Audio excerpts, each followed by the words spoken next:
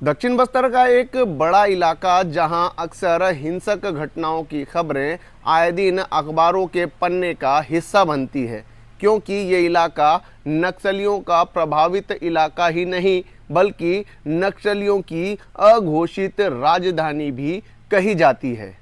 लोगों के मन में ये सवाल उठता होगा कि कैसे इन घने जंगलों में चंद नक्सली जवानों को निशाना बनाकर हथियारों की लूट कर आसानी से निकल जाते हैं।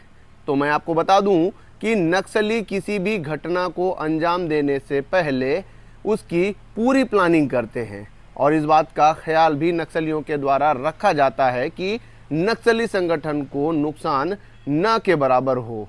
और ये प्लानिंग देश के बाहर नहीं बल्कि सुकमा के ही घने जंगलों में की जाती है। जिस प्रकार नक्सलियों के खिलाफ ऑपरेशन लॉन्च करने सुरक्षा एजेंसियों का वॉर रूम होता है, नक्सलियों ने भी अघोषित राजधानी पूवर्ती में प्राकृतिक संसाधनों से अपना वॉर रूम तैयार किया है, जहां सुकमा, दंतेवाड़ा और बीजापुर जैसे जिलों में घटित कई बड़ी घटनाओं को लेकर प्लानिंग नक्सली कर चुके हैं।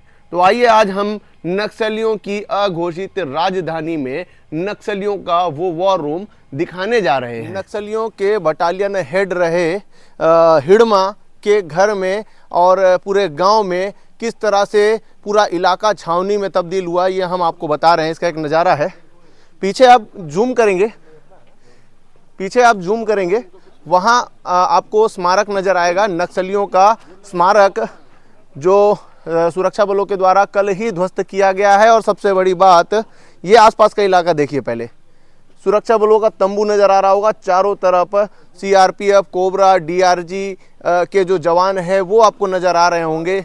ये एसटीएफ के जो जवान हैं वो नज़र आ रहे होंगे आपको। ये आपको तंबू नज़र आ रहा होगा। ये तंबू कहाँ लगा है मैं ये बताना चाहता हूँ आपको। आप सामने एक कमरा देख रहे होंगे।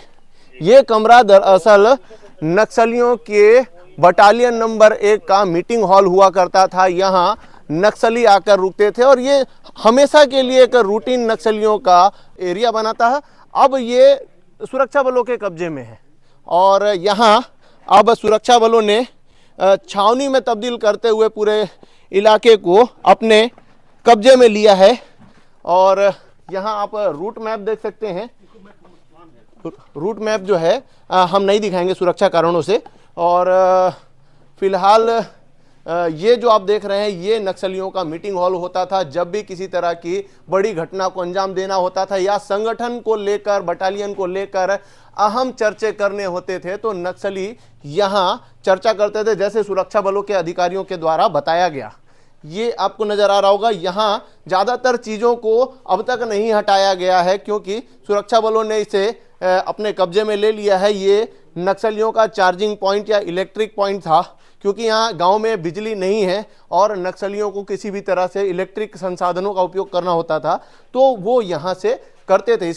अब तक ये नक्सलियों की बटालियन का वॉर रूम हुआ करता था, लेकिन जब सुरक्षा बलों ने इस गांव में कब्जा किया, इस गांव में कैंप लगाया, उसके बाद ये अब एसटीएफ का वॉर रूम बना दिया गया है। यहाँ पर कुछ संसाधन पड़े हुए हैं, ये भी नक्सलियों का सामान बताया जा रहा है। यहाँ पर राशन भी था और ये यहाँ पर किचन है, वो भी नक्सली यूज़ करते थे। जब यहाँ पर मीटिंग होती थी, अहम मुद्दों पर चर्चा होता था या किसी तरह के हमले की तैयारी होती थी तो इस दौरान यहाँ उनके लिए खाना बनता था, जैसा पुलिस और सुरक्षा बलों के अधिकारियों के द्वारा बताया गया। चार्जिंग पॉइंट भी आपने देखा।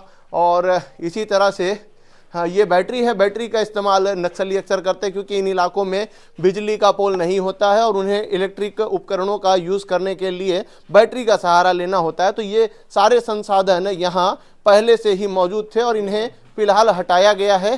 तो इस तरह से पूवर्ती जो नक्सलियों का सबसे मजबूत गढ़ माना जाता है, यहाँ फिलहाल सुरक्षा बलों का कब्जा है। पूरे गांव को छावनी में तब्दील कर दिया गया। 1000 से ज़्यादा जवान जो हैं अलग अलग कैडर के हैं, अफसर भी यहाँ मौजूद हैं। उन्होंने छावनी में तब्दील किया है गांव को। और सारा कुछ आप देख रहे हैं किस तरह से तंबू लगाकर और घेरा लगाकर सुरक्षा के इंतजाम किए गए हैं ताकि नक्सली फायरिंग करे तो उन्हें जवाबी कार्यवाही किया जाए।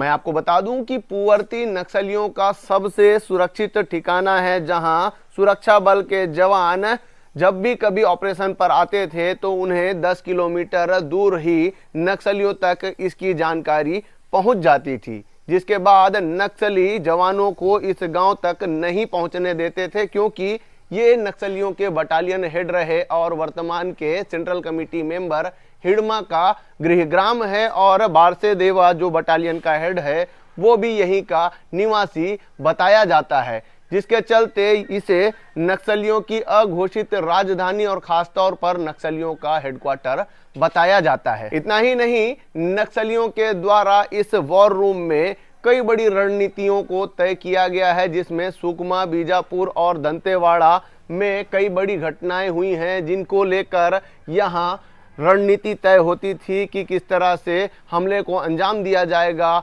जब जवान उन पर हावी होंगे तो कैसे बैकअप टीम वहां पर पहुंचेगी, मेडिकल टीम कैसे आएगी और कैसे हथियारों की लूट की जाएगी और लूट कर सुरक्षित तरीके से कैसे और कहां पहुंचा जाएगा, इस पूरी रणनीति को इसी वॉर रूम में नक्सलियों के द्वारा तय किया जाता था, जिसके बाद सफलतम तरीके से नक्सली किसी भी घटना को अंजाम देकर निकल जाते थे।